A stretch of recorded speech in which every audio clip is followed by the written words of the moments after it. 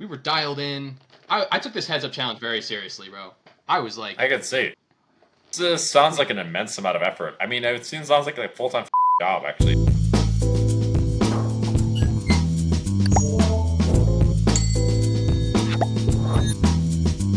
yeah. So the strategy I came up with and perfected for this challenge, we had an idea that Brandon would probably come with like the 2.5 big blind open size, and he was probably 3-betting between like 9 and 11 big blinds. So he had like very specific sizes pre-flop, like everyone does. Like I play people, and almost always they open to 2.5. Sometimes you get the guy who opens to 2. That's what GTO is. Yeah, but in terms of like understanding the optimal strategy is going to change whether it's like 2.5 or 2.2 or 2x. Because Sure. there's a dude I play against. If he opens to 2x, you got to continue significantly wider. 3-bet ranges change. Yeah, I mean, I don't know how much EV it costs to change that number to, the opening number to 2.5 to 2.2 or whatever it is. Maybe it doesn't change anything or virtually nothing. It does. Why not? Yeah. Yeah, it obviously like widens the range a little bit, but it's not a big deal.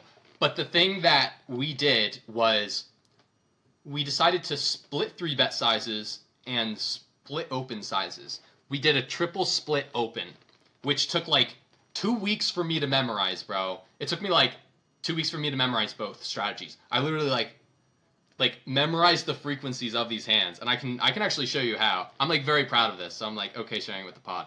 But essentially, I would assign a 2-digit number to every hand on the hand matrix, and each digit would represent the boundaries of a split. So if, say for example, Ace Jack offsuit was and I would always round it to the nearest tenth of or 10%. So if something was like a 22% big open, I would round it down to 20%. So essentially we had this strategy of 2.7x open, 2.1x open, and limp, and fold as well. So basically, I would assign a 2-digit number. Each number represented the boundary of a split. So if a hand corresponded to a number like 2-7, so Ace Jack offsuit was a 2-7, then 20% of the time I would open to 2.7 big blinds. 50% of the time I would open to 2.1, and then 30% of the time I would limp it. And so it's basically a way to compact the strategy in as little information as possible. So I would assign a 2-digit number to each one. For example, Ace Queen offsuit was a 3-9. So 30% of the time I open to 2.7, and then 60% of the time I open to 2.1, and then 10% of the time I limp it. And sounds like a very complicated strategy, to be honest. Yes, that's the point. Because I had Thomas on the back end, and he was running like within the week. Because look, the old hands were useless for this because he had never faced a strategy like this before. But within the week, we had node locked sims, basically locking in his frequencies, his response frequencies to all our different actions. Now, a split size strategy requires a very specific response, which is basically unknowable to my opponent here because he's never faced anything like it. He doesn't have the sims, which took like weeks to run. He doesn't have he's never faced this before. He doesn't have any experience with the split size strategy.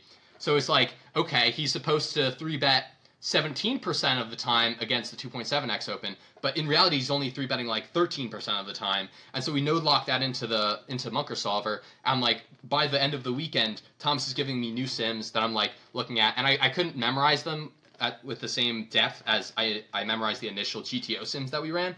But like, we were like, dude, there was a point in the challenge when I was like crushing him pre-flop by like 5 big blinds per 100 because it's so hard to develop perfect frequencies. And I understand that like the complexity of the strategy seems like a bit overkill. Like, do you really need 2.7 and 2.1 and limp? At equilibrium, I think it was like 2 big blinds per 100 superior to GTO strategy. And that also somewhat depends on perfect post-flop play.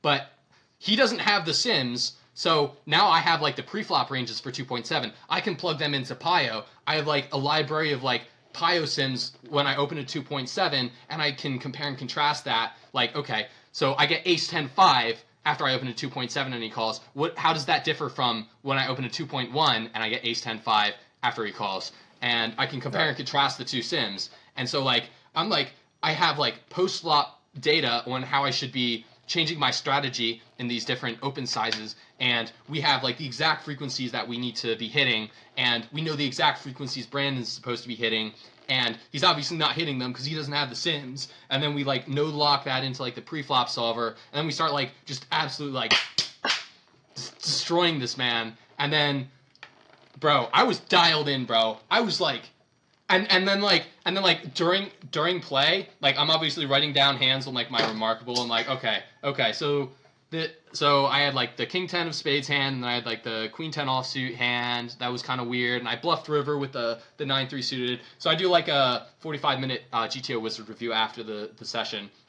But also while I'm writing that stuff down, in another column I'm writing down check Brandon's triple barrel frequency in single raise pots, or check his turn check raise frequency in 3-bet pots. And after the session is over, I'm like, yo, Thomas, because I'm sending all my hands to Thomas, and I'm like, yo, Thomas, can you verify that? Because my intuition is telling me that, like, okay, it feels like I'm always getting check raised here, or it feels like he's just always blasting that third barrel.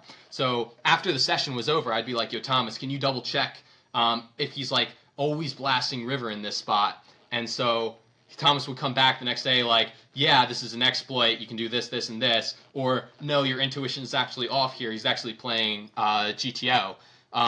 And we could like, bro, we had like a whole system, bro. Like, we were dialed in. I took this heads-up challenge very seriously, bro. I was like... I could see. This sounds like an immense amount of effort. I mean, it sounds like a full-time job, actually. Like, maybe even more. It sounds like something I would take, like... I just, like, you'd have to have, like, really a remote, a desk, or some kind of thing that's just powerful thing that will run all these sims, like, relatively fast, and you'd have to know them really well, unless you're, I mean, you can't look at the charts. You're not supposed Thomas, to. I did not look at the charts. I did not look at pre-flop charts. I literally memorized the pre-flop frequencies using the system I described. I can actually show you. So, like, I would literally write this down. It's all, like, handwritten. You can see the X's are the ones I got wrong. I would attempt to memorize, like, the entire thing. And I did this, like, iteration after iteration for, like, weeks straight, where I would just like fill in the entire hand matrix on my tablet, and like the 2-digit or 3-digit number that represented the frequencies at which the hand was supposed to hit. And well, how did you really well. how did you copy the tablet? How did you like make those marks? Do you know what I mean? So this is a remarkable. I lost my pen somewhere. I'll just use this one. It's like a paper tablet. It's kind of like, if you've ever seen a Kindle, it kind of looks like a Kindle, but it's very cool. Like, you can, like, write on it with the stylus. Oh, okay. Yeah, but it has, like, certain features that normal paper does not have. Like, you can just, like, X out, right? And then on top of that, you can, like, copy pages. So, like, you go down here, and then, like, you hit that, and then you, like, go to page overview or something. Yeah, you go to, like, page overview, and then, like, you select a thing, and then you copy it and paste it. So I would, like, copy and paste the hand matrix that I had drawn by hand, and then, like, fill it in again. Like, just, like, dude, I autistically filled in, like, 30 of these, just to, like, all right, maybe not, 30? No, not 30. Is it, why, what are they exactly? Why do you have 30 of them? Is it just for, it should only be, 30? I would fill it in, and then I'd, like, see the ones that I got wrong, and then I would fill it in again, and then I'd see the ones that I got wrong. It would, like, take an hour for me to fill one of these out. And that's all I did for a week straight, bro. That's, like, I did a month of prep. For this challenge. Like, 2 weeks of it, the first 2 weeks was just, like, going over GTO stuff, but I was already, like, very familiar with a lot of the GTO stuff. And the second 2 weeks was, like, the first week was memorizing the small blind strat, which, like, it's a situation that comes up, like, you know, 1 every 2 hands.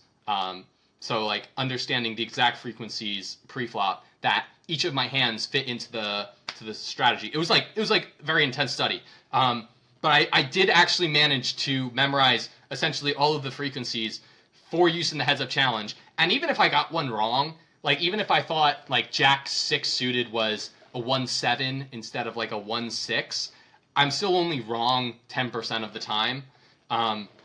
So like even like having like a rudimentary grasp of the frequencies of the individual hands, like I was very like detail oriented with this, and it really did pay off in a big way once the challenge rolled around, because no one had ever really like no one does this stuff. And Yeah, no it one sounds I like had something known, that not really anyone's done. I've never really seen people have multiple preflop sizes, partly for the reason that it's just incredibly complicated to make sure you're actually playing well at all the different sizes. yeah, and you know, when you're playing heads up against someone, they have the option to quit whenever. So it's like you could like learn all this stuff and then you'd use it for like a couple days, and then like your opponent would quit. They're like, I don't know what's going on. You're using all these weird pre-flop sizes. I don't have like the GTO responses to this. I'm just not going to play you for a while. I might study it and come back. But within the context of a heads up challenge, this stuff was like goated, bro. Within the context of a heads up challenge, it's like he has to play you. He can't just take extended time off to like study what you're doing. So we came in with like this brand new revolutionary strategy, and yeah, we just, you know, we did pretty well. I think I won at like 20 big blinds per 100 or something. But then like the whole controversy, and everyone blamed it on the database, which was like not even that useful. Like people blaming it on the database, they don't understand how fluid heads up is. Like why, like I'm constantly changing. Even during the course of the heads up challenge, I'm constantly changing. I'm constantly adjusting my reads. You know, it should not be useful if you're a good player, because it's like, okay, this dude's way over bluffing the river in this spot. Like, how long is that read going to be useful? Probably not the month and a half that we played heads up for, you know? It's like, That is true. That is true.